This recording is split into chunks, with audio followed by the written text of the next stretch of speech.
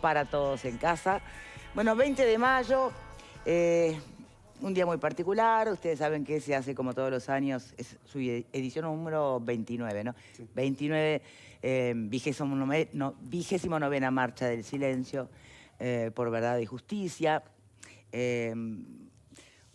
Una marcha que, más allá de toda la polémica que año a año se instala en torno a la historia reciente, e incluso hasta al número de desaparecidos en Uruguay, porque todo se problematiza, ¿no?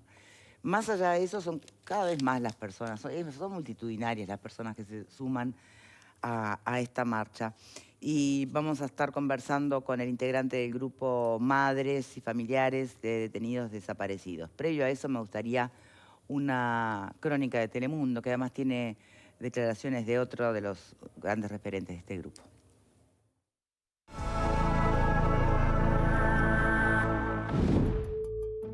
Marcharemos una vez más por la avenida 18 de Julio en un silencio absoluto, sosteniendo las fotos de nuestros familiares detenidas y detenidos desaparecidos, como cada año desde 1996.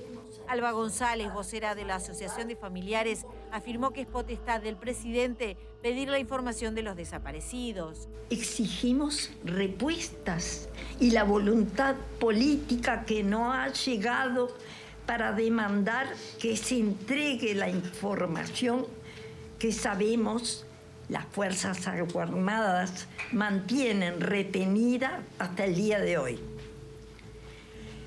Una vez más decimos que es potestad del presidente de la República dar esta orden.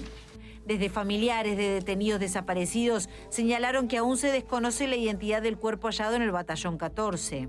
A casi un año de haber hallado los restos de una compañera en la trinchera 405 del Batallón de Infantería Paracaidista número 14 de Toledo, continuamos sin saber su identidad. Continuamos trabajando para poder darle un nombre, pero es un proceso lento y doloroso. Cuánto más sencillo sería todo si quienes saben la verdad fuesen capaces de decirla. Además, Alba González afirmó que los trabajos de búsqueda en el Servicio de Material y Armamento están detenidos hace 2 años.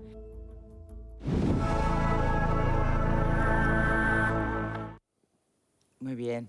Y bienvenido entonces, Ignacio Randonea. Gracias. Muchas gracias por la invitación.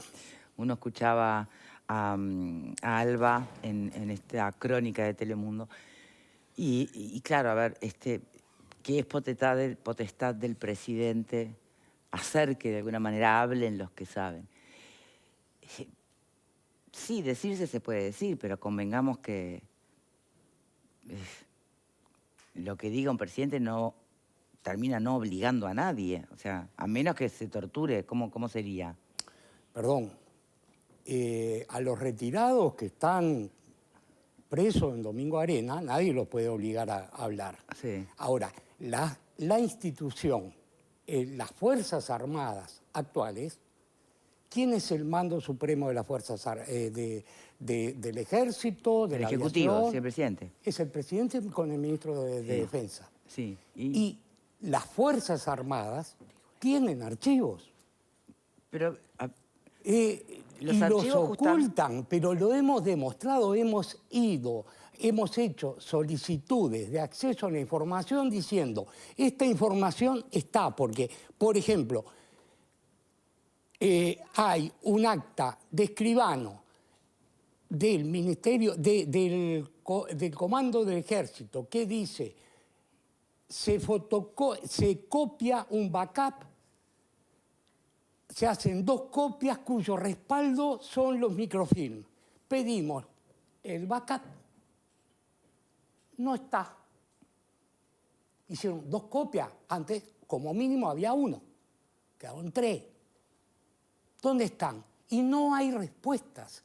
El servicio de inteligencia microfilmó la documentación. Si hay un rollo número 1 y un rollo 3074, son 3074 y conocemos 1460.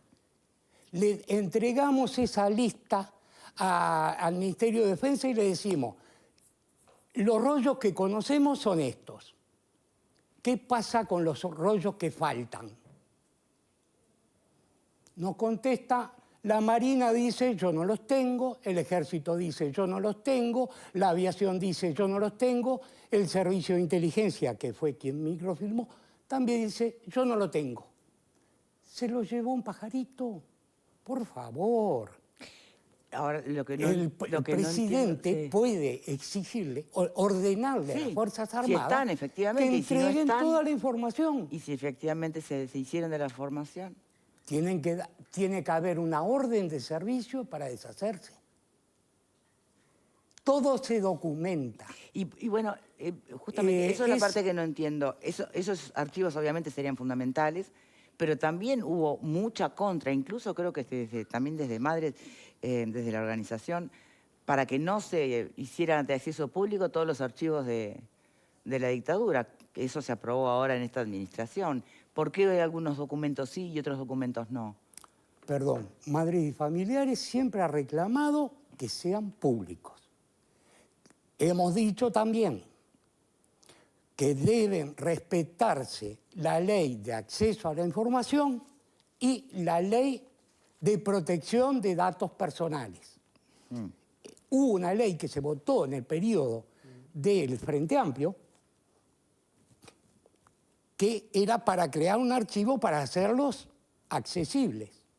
Fue un saludo a la bandera porque no le dieron presupuesto. Y para que sean accesibles a toda la población y proteger los datos personales, hay que leer uno por uno los documentos, tachar los datos sensibles para que sean accesibles a todo el mundo. Ahora, se aprueba una ley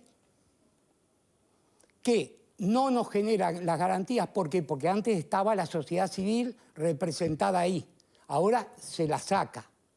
Pero que no deja de ser un saludo a la bandera porque no tiene presupuesto. Es un discurso vacío, completamente vacío, Sí, pero sigo porque sin dicen, entender, se aprueba esta ley respetando la ley de acceso a la información y de protección de datos personales, pero no se le dan recursos. Entonces, esos archivos van a quedar escondiditos donde están, en el Archivo General de la Nación, porque, reitero, para que sean públicos hay que trabajarlos para permitir que la gente los controle. Por otro lado, bueno, está al sobre el tanto, acceso, ¿no? Perdón, pero está al tanto que se van a organizar estos archivos, que se van a contratar expertos justamente para hacer una suerte de inventario. no lo sé cómo lo van a implementar. Bueno, de le todas cuento. formas, Publicado no en el tiene Observador. recursos. 500.000 pesos para Sí, clasificar no estos vas- archivos de la no dictadura. vas ni- No sé si alcanza, sobra, no tengo ni 500. idea, la verdad. La Institución Nacional de Derechos Humanos y la universidad tienen un convenio firmado que están trabajando para hacerlos, para que sean, permitir la consulta de los archivos. Eso está donde era la facultad de veterinaria antes, que realmente no me acuerdo cómo se llama. Para hacerlos, para hacer posible que sean, y los van ingresando a poco, Sí. para que sean accesibles vía web, la Institución Nacional de Derechos Humanos pidió 1 millón de pesos por año. Y no lo tienen. O sea, ya hay algo que está funcionando y que está trabajando. Pero antes que eso, va Bandonea. lentamente. Bien, pero porque antes no hay del tema fondo. presupuestal, ¿Eh? ¿no? Que bueno, que por lo menos hay un norte, por lo menos hay una ley que ya lo permitiría. Falta la voluntad política o los números para que efectivamente se le dé el impulso con el presupuesto que requiere. Pero previo a saber si se contaba o no con el presupuesto, la contra de no aprobar esta ley, por ejemplo, la negativa del Frente Amplio a votar esta ley, de acceso público, no se entiende. Pero madre familiar, primero que nada, yo no tengo nada que ver con el frente. No, ya lo sé, pero, No, pero vamos a también, aclarar. Entonces no voy a familiares puso responder algún reparo. que responda el frente por su voto negativo. Madres y familiares fuimos a la Comisión de Diputados porque el Senado lo trató de forma express, Sí. no recibió a nadie, nos recibieron y fuimos a explicarle a los diputados, porque también cuando se legisla hay que saber sobre qué se está legislando. Y yo recuerdo que llevé ejemplos de lo que contenían los archivos, ¿no?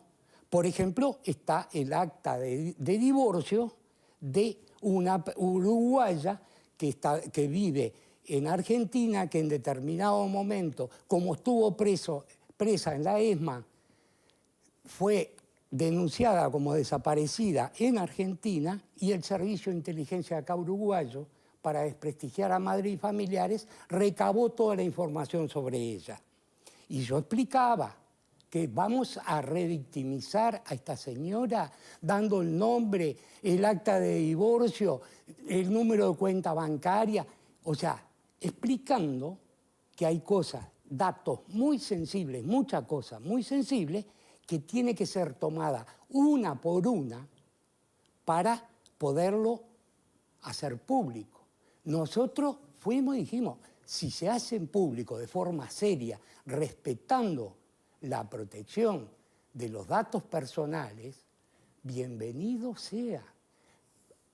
Entendemos, criticamos y cuestionamos, por ejemplo, que se hagan públicos las actas de interrogatorio, porque es lo mismo. Las actas de interrogatorio sabemos que fueron confesiones arrancadas bajo tortura, que cuando firmamos el acta de interrogatorio no nos la dejaron leer. Y la respuesta era, y lo digo con nombre propio porque no me lo contaron, yo lo viví con 17 años, firmé un acta de interrogatorio encapuchado, y cuando yo pedí para leerla, me dijeron, si no te gusta, volvés para el tacho. El tacho es el submarino. Sí. Cuando abajo dice, no sufrí apremios físicos, tuve buena alimentación, buena asistencia médica, yo le digo, después de lo que me hicieron, ¿me hacen firmar esto? Me dice, si no querés firmar, vuelves para el tacho. Obviamente, Ignacio Randonea firmó. ¿Qué firmé? No lo sé. Bueno, pero ¿usted cree que la Entonces, gente no sabe ¿eso es que esas válido hacerlo confesiones... público? Pero esas confesiones se sabe que fueron hechas bajo tortura. ¿Es válido ¿Quién va a hacerlo tomar al pie de público? la letra como valor lo que diga una confesión? Yo he visto por las redes todo. He visto de todo. He visto por las redes que mi hermano estaba viviendo Sí, en Europa. En Europa, que estaba en Venezuela, que yo tengo una pensión que Tabaré Vázquez me dejó de $2.000, que es graciable, inclusive que la pueden heredar mis hijos y mis nietos. ¿Qué hay de verdad y qué hay de mentira en eso? Dígame en qué cuenta me la está depositando, porque yo nunca la vi. ¿A quién le corresponde lo que se le da a los familiares desaparecidos? No, a los familiares desaparecidos es una reparación por única vez, un monto fijo, que además, dicho sea el paso que estamos hablando acá, es aproximadamente, porque depende de cómo está la unidad reajustable, son $75.000. Y ahora, para las víctimas de la guerrilla, dan $150.000, ¿no? Cuando hablamos de ciudadanos de primera y de segunda, acá vayan llevando. Pero, en fin, no es el tema que nos trae hoy. No, pero está bien igual tocar todas estas cosas porque entre las falsedades, las confusiones y lo poco que se sabe fehacientemente de la historia, se terminan armando combos que, lejos de ayudarnos a unir, desunen. Entonces, no me parece que esté mal. Sé que no es lo que nos convoca, pero es el contexto de esta marcha y de todas las marchas, de las de antes y las de mañana, ¿no? Hacemos la primera pausa y ya venimos. Dale.